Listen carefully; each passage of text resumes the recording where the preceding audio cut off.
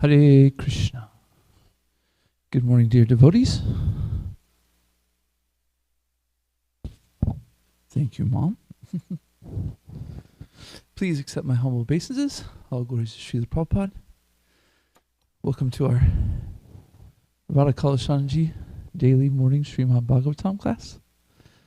Today we're going to be speaking on Canto 1, Chapter 2, continuing to Text 4.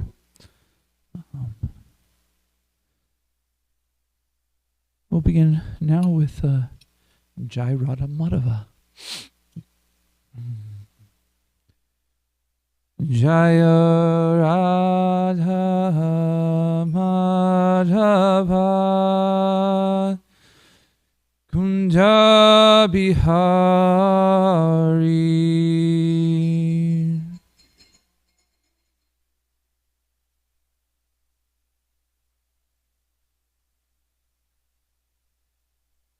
Jaya Radha Madhava Kunja Bihari.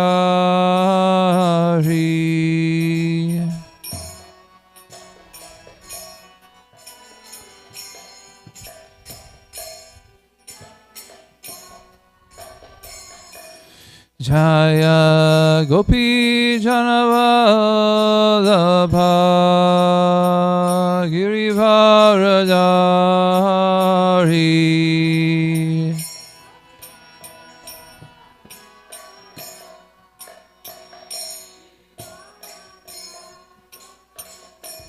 Jaya Gopi Janavallabha Girivaradari.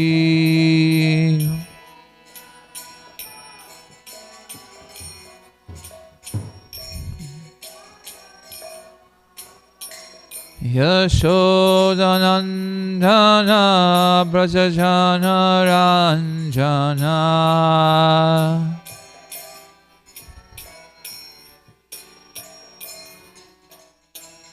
Yashodanandana Brajajana Ranjana.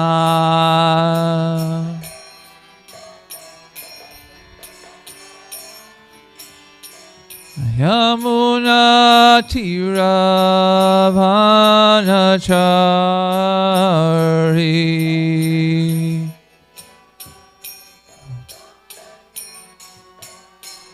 Yamuna Tiravanachari.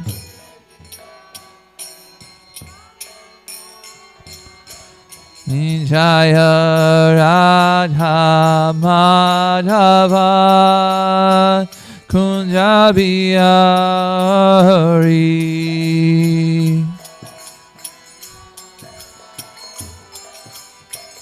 Kunja Jaya Radha Madhava Kunja Bihari.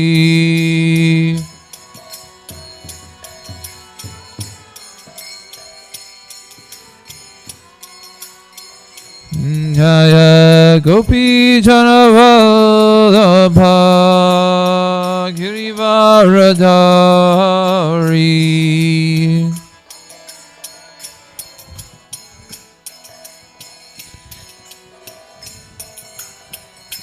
Jaya Gopi Janavallabha Girivaradari.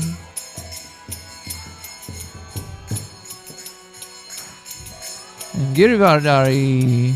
Yashodanandana Brajajana Ranjana.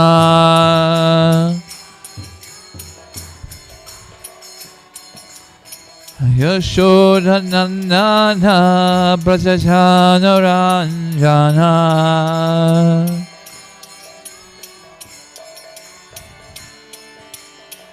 Yamuna Tiravanachari. Yamuna Tiravanachari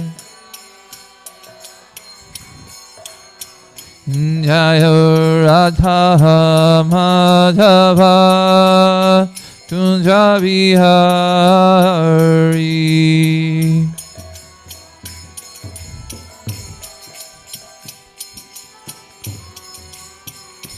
Hare Krishna, Hare Krishna, Krishna Krishna, Hare Hare, Hare Rama, Hare Rama, Rama Rama, Hare Hare.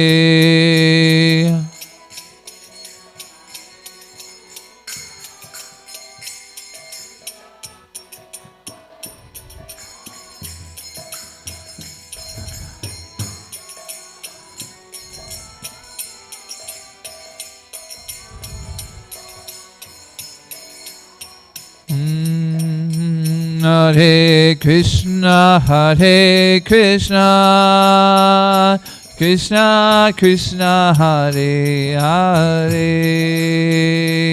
Hare Rama, Hare Rama, Rama Rama, Hare Hare, Hare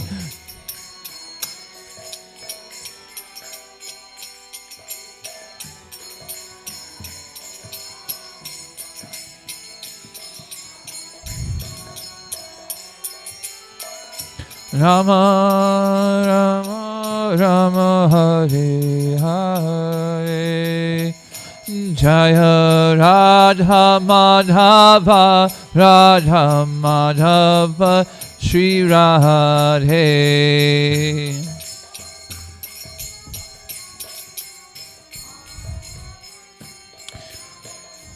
Jaya Radha Kalasanji, Radha Kalasanji, Shri Radhe.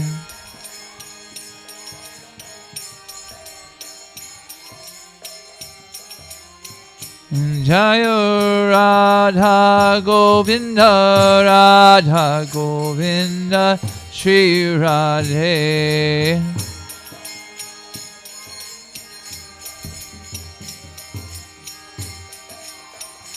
Prabhupada, Prabhupada, Prabhupada, Jaya, Jaya Prabhupada.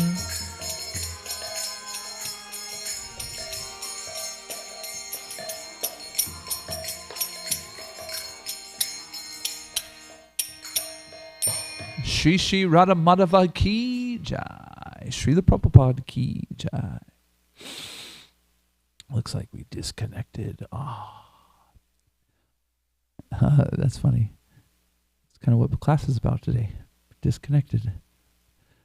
Om Namo Bhagavate Vasudevaya.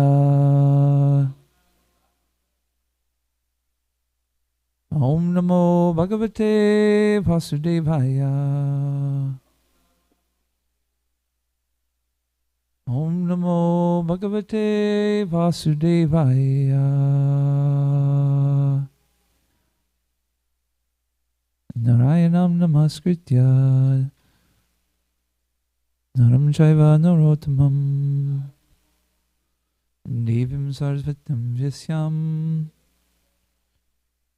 Tato Jayam Udirayat Naste Prayasha Breshu Nityam Bhagavata Sevaya Bhagavati Uttama Bhaktir Bhavati Naishtaki. All together.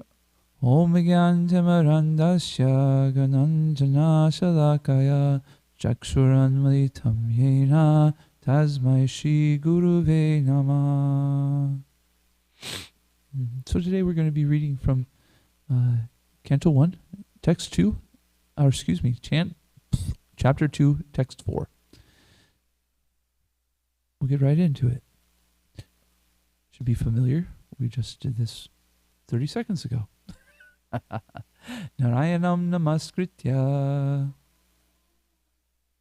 Naram chaiva narotamam Devim sarasvatim vasyam Tato jayamudirayet Narayanam namaskritya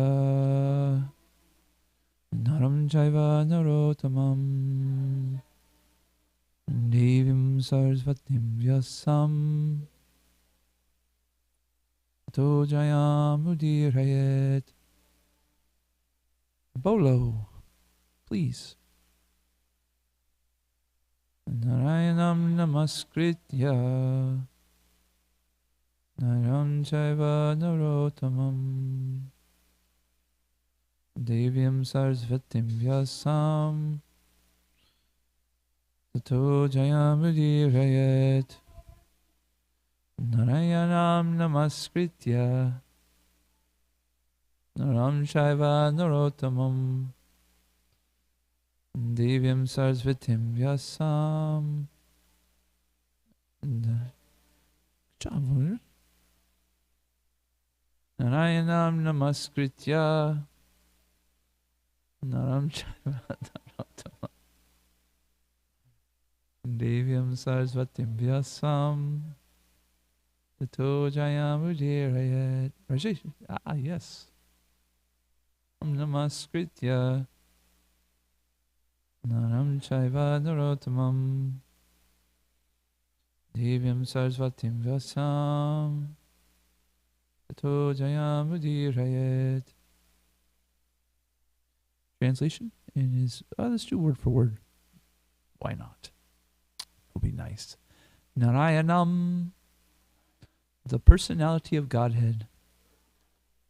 Namakritya, after offering respectful obeisances.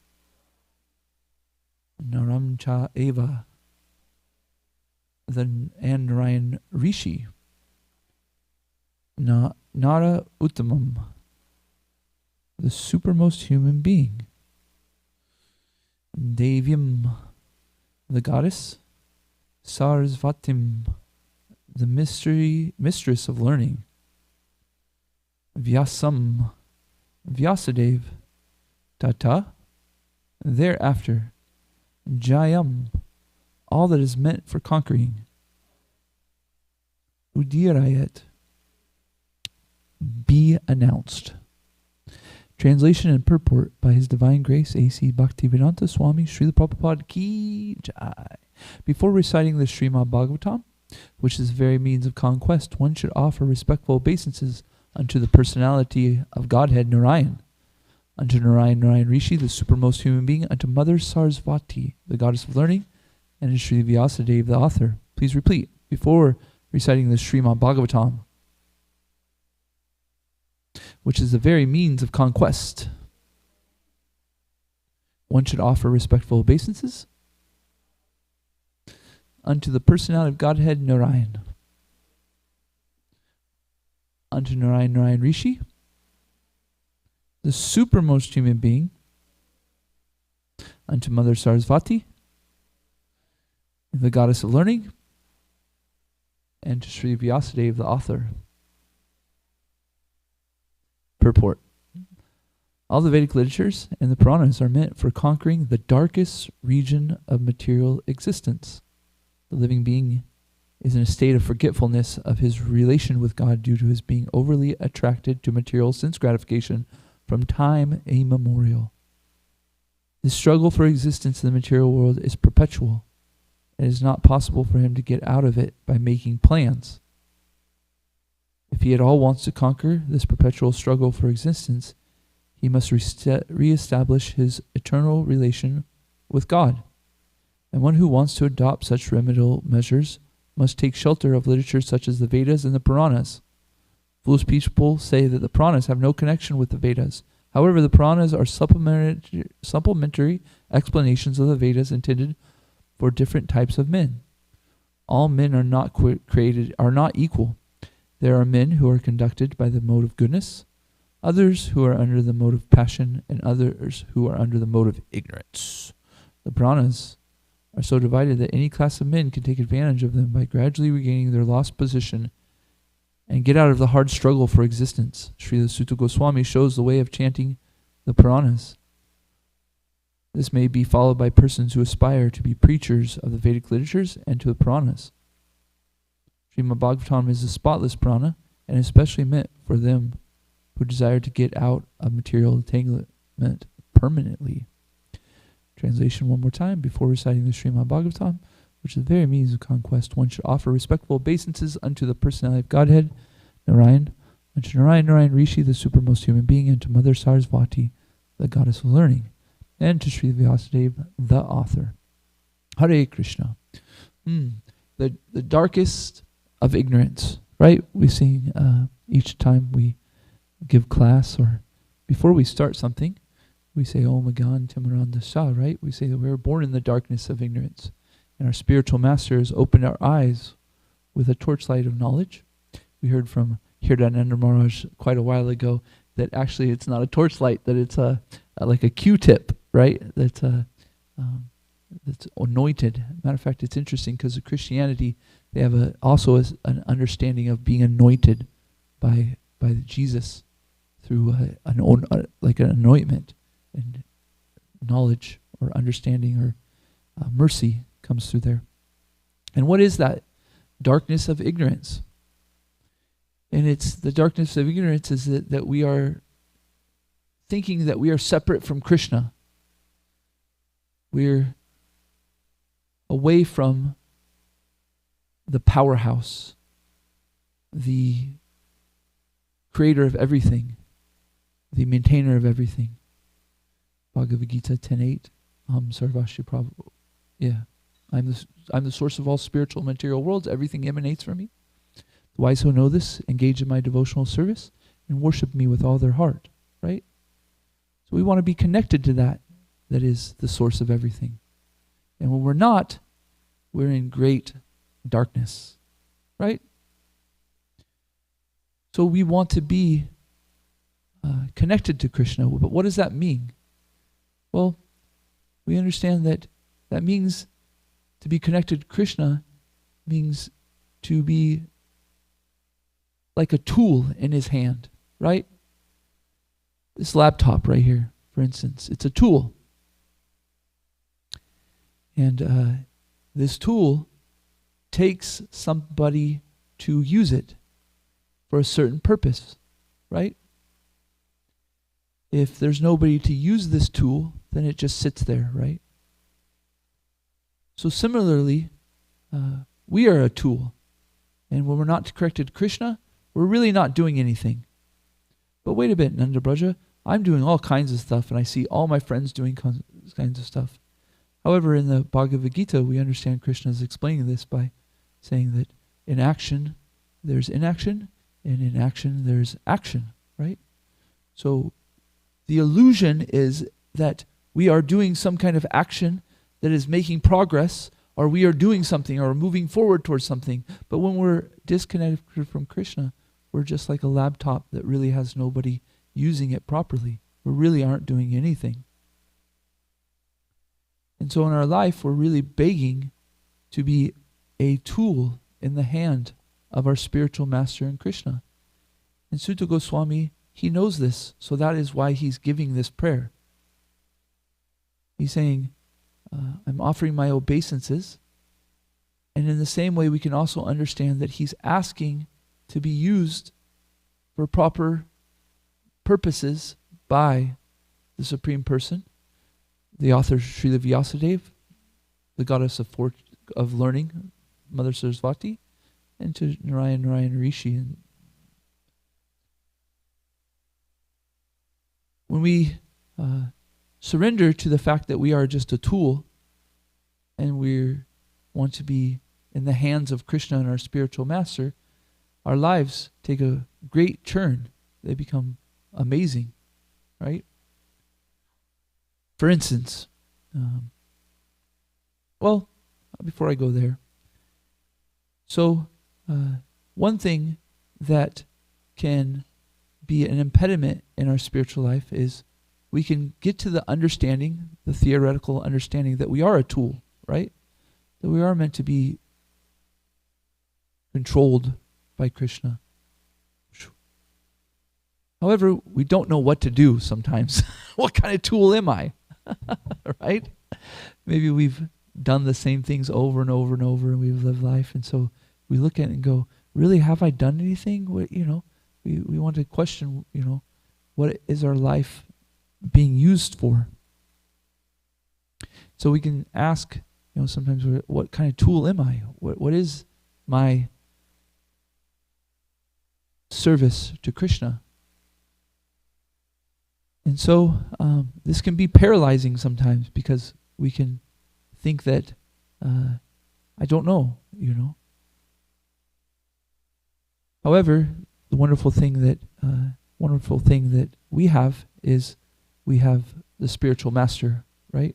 And we have instructions by how to get the ball rolling, you could say. And to get the ball rolling, we have sadhana. We have the sadhana that is saying, getting us to a point where we are purifying our intelligence and purifying our mind to understand that we are this tool. Chant Hare Krishna, and over time, we start to say, oh, okay, I can see that I'm not this body. Okay, I am a spirit soul. Okay, and I should be controlled by Krishna, right? And when we get to this point of this desire to serve Krishna, we should be very liberal in the sense of that we should be eager to try. Often we get stopped in our tracks by not even trying. The wonderful thing in Krishna consciousness is that by purifying ourselves and understanding that we are a tool and with the intention to serve Krishna nicely, we can take action with great confidence. Why?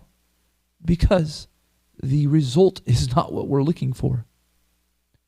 Whether we, quote unquote, fail or whether we succeed, it's all pleasing to Krishna.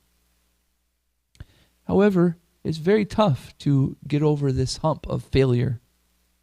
We're taught in material life so much that failure is bad, success is good, right? So, in Krishna consciousness, there's an amazing thing also in our failures, is that our failures, they're not just failures, they're also come with more experience and knowledge, right? We can say, oh, that didn't work so well, but I'm still attracted to working towards this result, and therefore this is Krishna's arrangement that I haven't quite got there yet, so I can readjust. So, an example I can give is right here in the Srimad Bhagavatam. As a matter of fact, right in this story, right here, right in this time of Srimad Bhagavatam, because the sages of Naimisharanya are doing what? They're doing yajna, right? And why are they doing it? Because they want to benefit humanity. This is really good intention. We know Kali Yuga is coming, and we want people to be compassionate. We want to be compassionate to others. But they figure out real quickly that their yajna isn't doing much. Like they say, we're simply just getting dark because of the ashes of our yajna. But what happens? We could say, oh, they're failures. Or we can look at it like this: because of their intention and their willingness to take action on trying to please the Supreme Person, Krishna made another arrangement for him. And what is that arrangement? Here comes Sutta Goswami, right? Oh, Sutta Goswami, we can see very easily that you are meant to be the person speaking Srimad Bhagavatam. You take the Vyasa-san and tell us, what are we doing wrong? So this is Krishna consciousness, actually. When we chant Hare Krishna and we start to follow the process that Srila Prabhupada is getting us, we start to have a desire to serve Krishna. We, in the sense of a surrendered soul to Krishna's will. Let me just be a tool. And then we take action. We try, and we get some result. And some of that result might look like quote unquote failure. But the beautiful thing about Krishna consciousness is Krishna doesn't let us fail. He actually gives us another opportunity to grow on that. And sometimes it will look like in the form of somebody coming and giving us correct instructions, or sometimes it's a purification of our intelligence. Oh, I you know what? I could do like this. I could do like that. So why I'm mentioning this is to encourage devotees, to encourage us to take action, to take that mood that we are simply a tool for Krishna, and to take action on trying to figure out what kind of tool we are. Not to be scared by failure or even success. I'll be honest with you, sometimes we're afraid of success as devotees. I've met quite a few people that know they have great abilities, and if they are successful, that they'll get a lot of prestige. They'll get a lot of appreciation. And they're even afraid of that, because what will I do with it? Wow, right?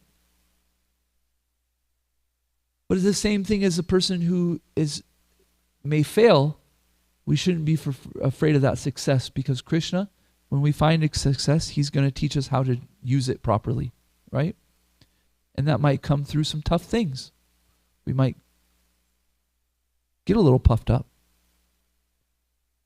We might get a little sad when we fail.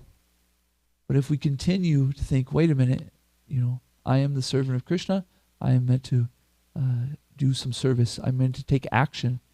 And so this is therefore Krishna's arrangement that I'm feeling sad or I'm feeling puffed up, because I can learn from it. I can fine-tune myself as a tool.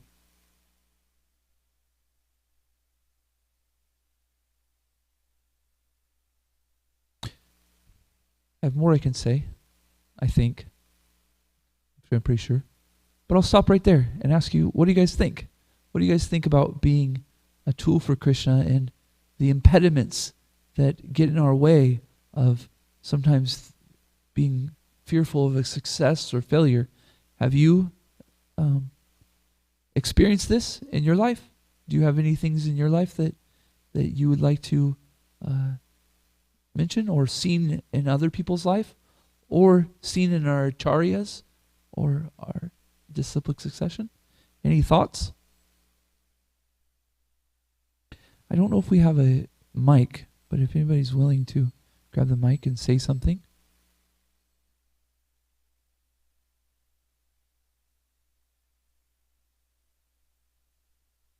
Hare Krishna, Krishna Krishna, Hare Hare. We're just waiting on a mic for you there in YouTube. And the question was, what do you guys think about this thought of being a tool of Krishna, and that, concerns about impediments and being that tool, of fear of failure or success? Or have you seen that in your life? Have you seen that sometimes you're paralyzed by the concern of failure or success? Or have you met failure or success in your devotional service and used it in a way that it's propelled you to come even closer to Krishna?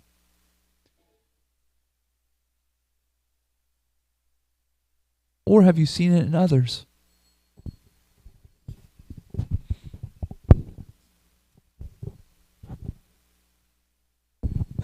I would like to share something. Please. A couple of years ago, when I went through this ordeal, my spinal surgery, I had kind of a short-term realization, I would say, because it lasted only for that particular period. Mm-hmm. When I was going through it, I thought I deeply took shelter of the holy name when I was in pain. And then I could relate to what Mother Kunti Maharani says, Vipada Santuta Shashvat. So I could relate that to what she said. And as opposed to that, when there is a success, material success I'm talking about, and also spiritually, yeah, uh, back in those days when I thought, oh, I'm almost there. I'm almost a pure devotee, and then now I can look back into it and I can see how, Prabhupada used to say, in this world, whether it is bad or good, both are bad actually. So Radhanath Swami says, uh, there are prisoners of failures, but there are prisoners of success as well. So if you are not qualified to handle the success, then most probably a person like me would be bound by the success as well. That's my realization. So in any case, the best situation is to take shelter of Krishna. Like in that 10th canto, Lord Brahma says, right? Thank you so much, Gokulananda Prabhu. A question popped in my head about material success for the devotee. Really, this is one thing that I ponder quite often. Because we understand that material success, the only thing that makes something material is our disconnecting it with Krishna. So when we say material success, are we talking about something that we disconnected with Krishna, or that is separate from Krishna? And so I'm curious if sometimes as devotees we see success as material, but really it's the blessings of Krishna. But we're just not quite there yet, where we see it as something that is not. So we see it as, something separate from Krishna. Any thoughts on that? Mother Tammy. I know for me, I have a fear of success because I'm afraid that it will come between Krishna and I. It will draw me to the material world, and I'll forget to put Krishna first. And then also, as you have pointed out to me, I think there's a fear of I'm not worthy. That I don't deserve success, so I'm not going to reach for it, type thing. I just kind of threw it out there, that fear of success, but it's kind of interesting that that's comes out more and more, or it's coming in this conversation, kind of going, yeah. In me, I'm feeling it also. We'll see. Actually, would like others to help me out. The past time where, where when things in New Vrindavan weren't going right, and Radhanath Swami left New Vrindavan to go to India, so it could be seen like, it was an apparent failure. But then he went on to establish the Chowpatty temple there, and it was such a wonderful project, and we're all still, for eternity reaping the benefits of what Maharaj established in India. Yeah. I don't know if I'm phrasing it properly. No, it was a wonderful point. Yeah. I remember one of my senior God brothers, Gauranga Prabhu, used to always tell us, never ever think, because those days a particular temple used to be looked up like at its peak. So he used to say, peak is always narrow. It's not a plateau. So he used to give us the example of New Vrindavan, where there would be 900 plus devotees.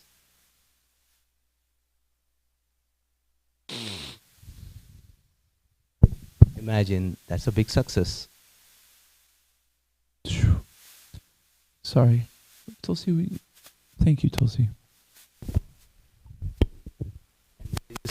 Time when sometimes Pujari had to sing the Guru Ashtakam. So practically no devotees.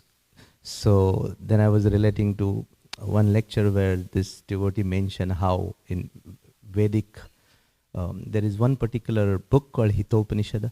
It talks about how the nature of this material world is like the snake ladder game. You have the ladder, I don't know if in Western world you have this game, snake ladder game.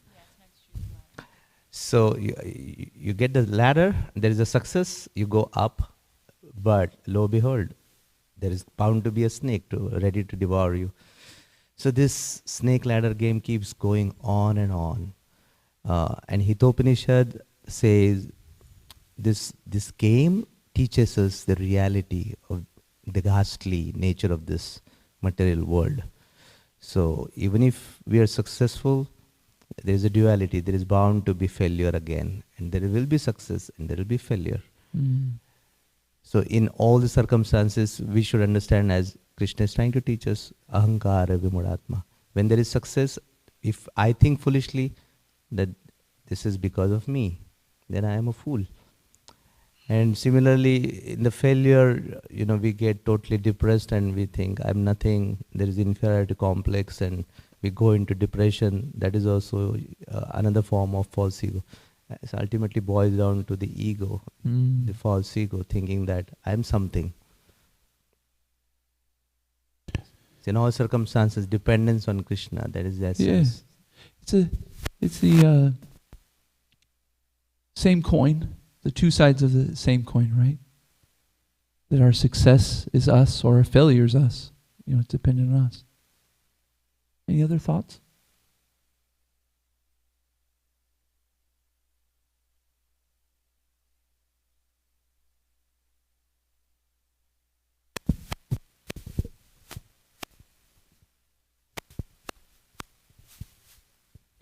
He just got here. He hasn't not enough time to acclimate to the conversation.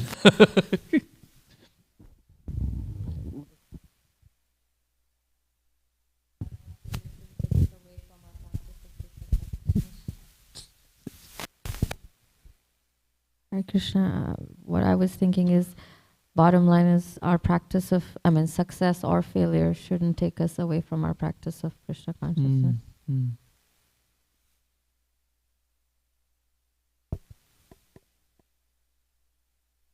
Yeah, we should remain equal posed, right?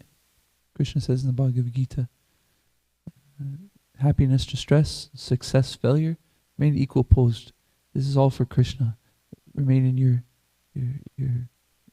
sadhana, remain in your devotional service, and then success or failure is up to Krishna. Oh, thank you. Mishra Bhagavan, you were going to say something, Prabhu?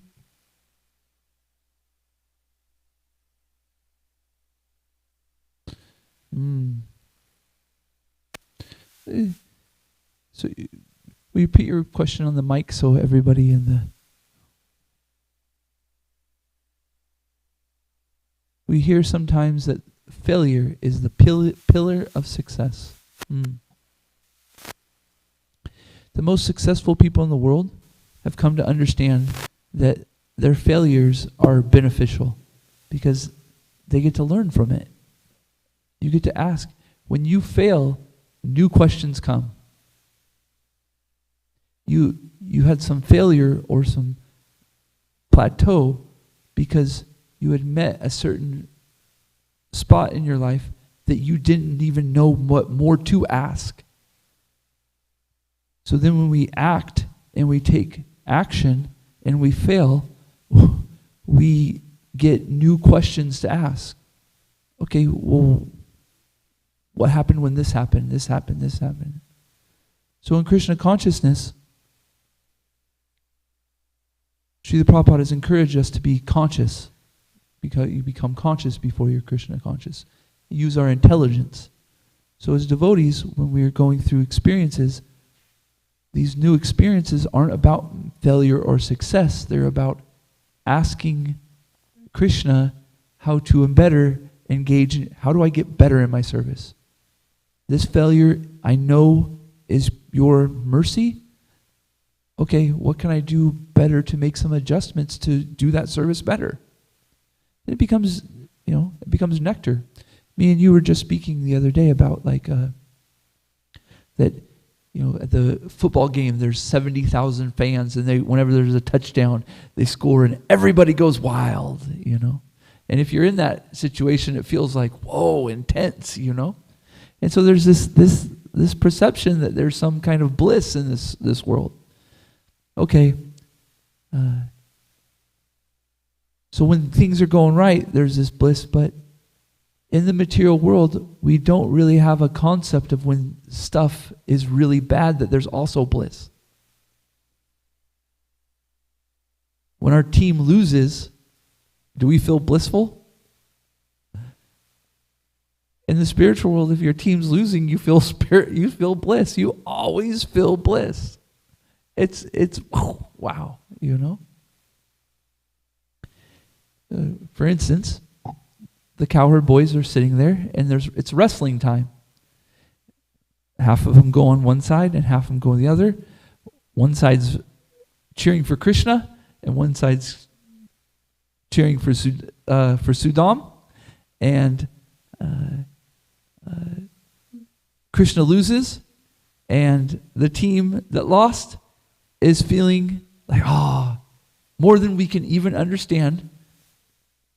They're disappointed that Krishna lost. But at the same time, it's completely blissful.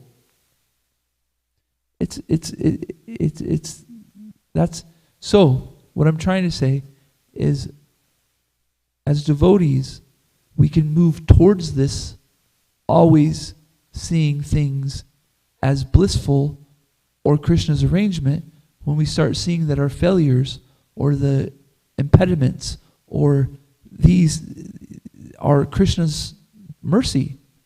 When one door shuts, another one opens. Krishna's not doing anything. Krishna's not doing anything against us. He's doing things for us. So if we can start looking at like, I didn't fail. There is no failure. Just Krishna wanted me to make some adjustments. Krishna, or maybe this isn't the thing that Krishna wanted. Sometimes we can go there, you know. So our failures are actually, Krishna's way of communicating with us. And we should be very blissful, very happy. So when we have a failure, we can be like, yes, Krishna, that was your mercy. Now, how do I grow on that, right? See, when we separate it from Krishna, I failed, therefore, it's not, this is bad, this is completely failure, we often will get in that mood, and it stops us from asking questions how to improve. You see what I'm saying? We give up. Oh, I failed. And in that negative moods, it becomes very difficult to see the nectar in it. But if we are very blissful in it and very happy in the sense of by the way, I want to say that sometimes things happen where we're not happy, and sometimes we're sad, and that's okay. I'm not trying to say that. The thing is that if our joy is in that our sadness, our bliss is in our sadness, or our happiness, then what happens is we have more facility to move forward in Krishna's service. We actually get more value from the situation when we really see it as Krishna's arrangement. It empowers us to make more movement. So then it becomes, there is failure and success is the same as a devotee. They're the same coin. They're all Krishna's arrangement. It's all his kindness. Give me encouragement to keep going. What do you think, Prabhu?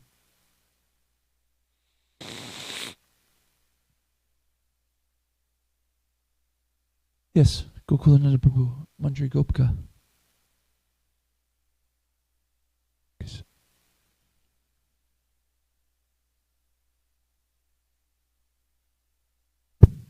You spoke about failures as a stepping stone to the success. I remembered, because these guys are reading Prabhupada Lilamrita.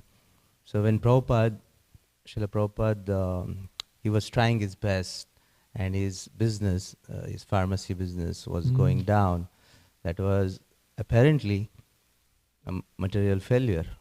But then look what happened in next few years, right? So that was a big success. So if you look at the real structure of this entire creation, as Krishna says, this is a reflection exactly opposite to what exists in the spiritual world. So the success which is something which is termed as success in spiritual world is a failure here. So material success is actually failure from spiritual perspective. But then we also see, I remember one sannyasi had mentioned that whenever a person is qualified like Dhruva Maharaj, Prithu Maharaj, then Krishna will award the opulence. Unless and until that person has ability to handle the success, Krishna won't give. But when Krishna gives, there is no danger, there is no risk. So I remember back in Mumbai, there was this one devotee by name Radha Giridhari Prabhu. So he made Krishna, after hearing the story of Rupa Goswami and Sanatana Goswami, 25-25-50 formula, right? So 25% you give it to your friends, and then 25 to the qualified brahmanas, and 50 you can keep like that. So he decided to make Radha Gopinath as his business partner, 50%. And then that was the turning point. We need new batteries, unfortunately. Batteries are down.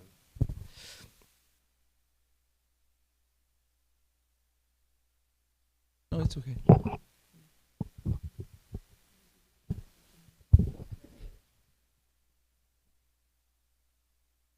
So if Krishna wants to empower someone, even materially, nothing can stop. And that success, Krishna will award only when he sees he's qualified and that person knows how to engage everything in Krishna's service. Then only he'll empower and he'll give the material success also. He's still, he became such a big businessman, and he's been buying IT companies and selling, and it's growing. Business is growing like anything. I have a question on the point you just made, Prabhuji, that Krishna gives success when he knows the devotee is ready. But how do we know it's the success given by Krishna, or it's because of our past pious credits, or is it a trick of Maya? So how do we distinguish what kind of success is it?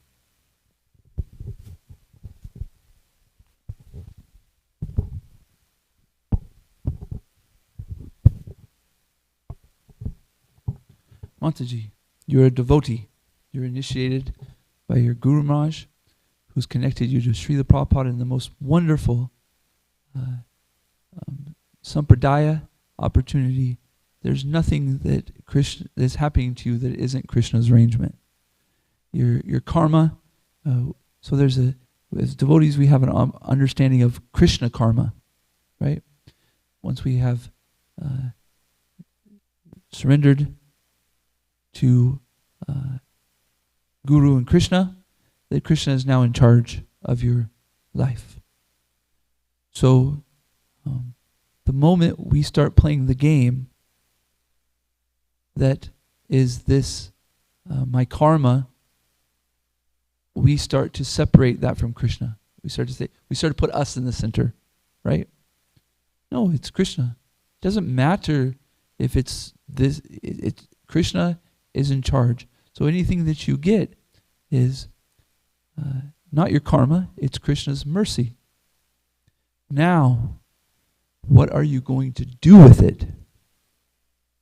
That is your choice now. But I'll tell you what, you're starting from a bad point from the very beginning if you're trying to think, oh, is this mine or Krishna's or this? Do you see what I'm saying? If you're separating it from Krishna, you're not giving your opportunity to ask the question in the first place, what do I do with it?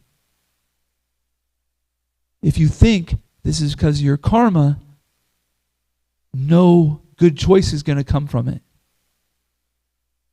If we think this is from Krishna, what does he want me to do? Whether you succeed or fail is positive. Now you've won. So we can't become Krishna conscious by separating ourselves from Krishna consciousness. We can't start separating that our lives are not the mercy of our Guru and Krishna to move forward in Krishna consciousness. Does that make sense? Say that again.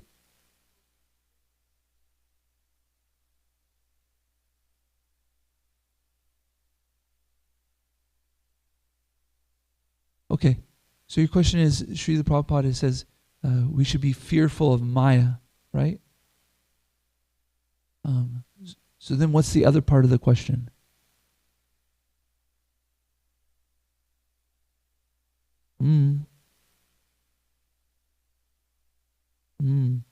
So if I'm hearing you correctly, your question is if Srila Prabhupada, who knows that we are in disciplic succession, we are part of our sampradaya, that he knows that we're under the protection of Krishna, why is he telling us to be scared of Maya? Right? There's many different ways we could answer this question. Srila Prabhupada is beyond understanding. And so my thought would be, shouldn't we be scared of the Maya that this is separate from Krishna? That this is my karma? This is not Krishna taking care of me? This is not Krishna's arrangement? This is not my Guru's mercy? This is not, right? Mother Kunti, Queen Kunti, is saying all my negative things that happen, let them happen again and again and again and again and again. Because why? I can think of you, Krishna. At the time, she's not thinking that, when her kids are, her boys are in trouble, she's not necessarily in there. However, through the experience of, in her devotion, her faith, and her confidence that in Krishna, she gets to a point and says, you know what? Let's do it again. So I guess my point would be is, yes, I agree with Srila Prabhupada. Let's be fearful of Maya. Be fearful for that moment that you said, is this separate from Krishna? Is this my karma? Let's get to the point where in that moment we say, this is Krishna's arrangement. He's helping me. This is my Guru's mercy. What do I need to do to move forward? Now, that might be, hey, this isn't positive for my Krishna consciousness. I'm not trying to say that we should just accept everything as best for our Krishna consciousness. But if we accept everything as coming from Krishna, then we can see that he's making an arrangement for us to understand better what is good for our Krishna consciousness and what is not. Does that make sense? It's kind of a swirl, right? This thing happened, and is it my karma? Is it Krishna? Okay, it's Krishna. Krishna, I really would like to use this in your service to understand how to serve you better. Oh, you know what? When this happened, it really wasn't so good for my Krishna consciousness. As a matter of fact, it got me to the point where I'm considering, is this karma? Anyways, this isn't so good for it. And so therefore, you're going to have a better opportunity to use your intelligence, how to move past that, right? Krishna is going to help you to say, hey, let's avoid that situation like this, and this. Wow, what a benefit you just got. This thing that happened, I saw it as Krishna's mercy, and Krishna was teaching me how to better do my devotional service. What do you think, Mataji? Would you like to make a comment?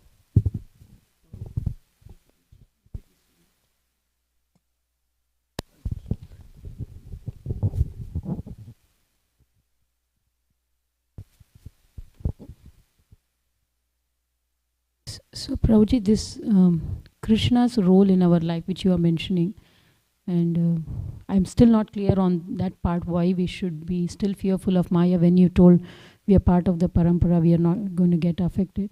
And also is Krishna's role in our life also depends on how much I'm surrendered to Krishna. So Krishna's role in my life, like you mentioned, like anything, because we are part of this parampara, anything happens is under Krishna's direction. It is arranged by Krishna. So that isn't it true to the extent I'm surrendered to Krishna? If I'm like a pure devotee, I'm fully surrendered to Krishna, then Krishna is in full control. But sometimes I feel like I don't know if I'm at that stage until unless something triggers, there's a trigger, and then that's when is the real test where I'm really surrendered to Krishna. So I myself, I'm not qualified to judge whether I'm fully surrendered to Krishna. So then like I said, the assumption is that to the extent of my surrender, the arrangement in my life is taken care of by Krishna.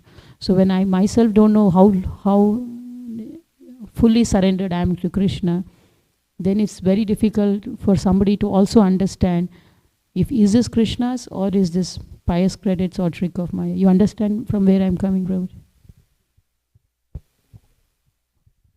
Great question.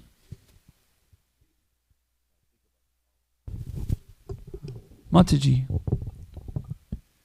when your children go against your instructions, do you love them? Do you do whatever you can to continue to help them? Krishna doesn't care if you're surrendered. He loves you the same. So the question isn't, are we completely surrendered? It's, we're trying. You're coming every morning to this temple, chanting your rounds, bringing your children. That's a lot. Okay, in your humility, you understand how far you have to go, right? When we become a little purified, we understand, we get a little glimpse of how amazing Srila Prabhupada is and how amazing Krishna is. And so yes, I understand in your humility, which is very nice. I have so far to go to be completely surrendered. The goal is not to be completely surrendered. The goal is to serve Krishna. He'll take care of it. Act in a way that is best for your service for Krishna. That's our only goal. So what I'm trying to say is what is better for your service of Krishna?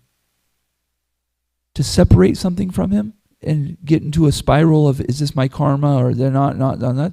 Or to say, this is Krishna's arrangement, but what can I do better to serve him? How can I use it in a way? I'm going to go with the latter.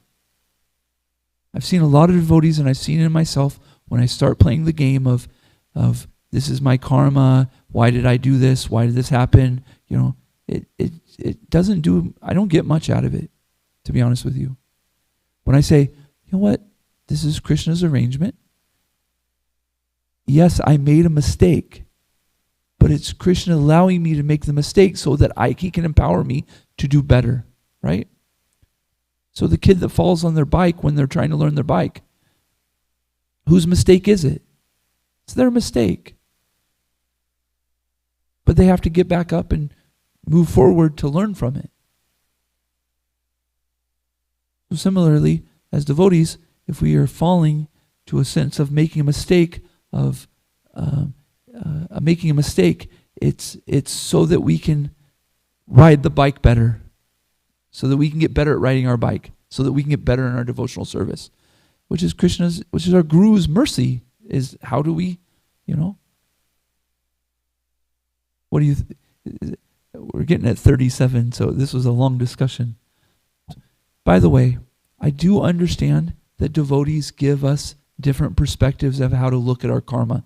And I'm not going to disagree with, of course, with our acharyas that say, this is my karma, but Krishna has been kind enough to lessen it and stuff like that. I understand that perspective. And there's extreme value there, of course, it's right. It's spoken by our acharyas.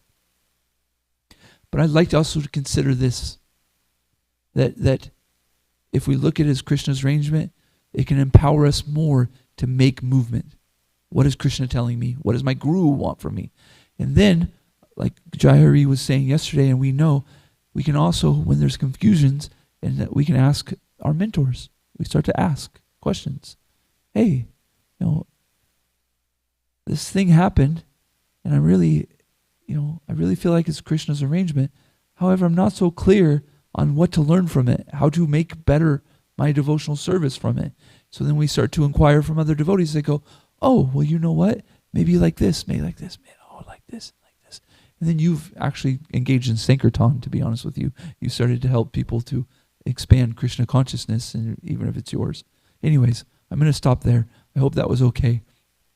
Srimad Bhagavatam ki jai. Srila Prabhupada ki jai. Gaura Pramanande Hari Hari Bo. Vanchikalpatarubhyascha. Kripa Sindhubhyevacha. Patitanam Pavanebhyo. Vaishnavebhyo Namo Namaha. Antikuti Vaishnavarinda ki jai. Srila Prabhupada ki jai.